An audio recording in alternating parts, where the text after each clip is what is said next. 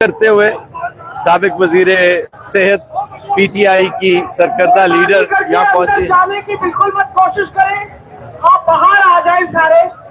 हम प्रोटेस्ट करने आए हैं।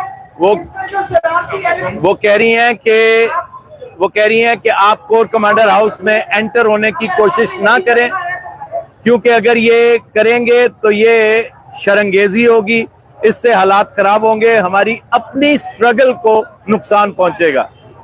और डॉक्टर यास्मीन राशिद ने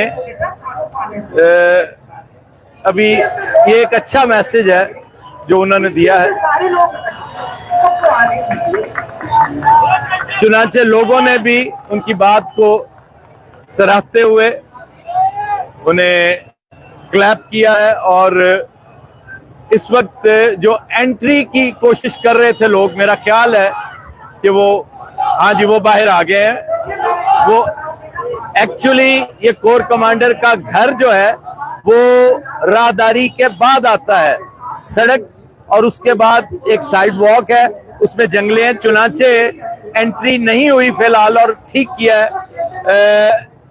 यहाँ की लोकल क़यादत ने मना किया लोगों को किसी किस्म की कानून शिकनी करने से, कि पुरअमन रहें। ये एक अच्छी बात है।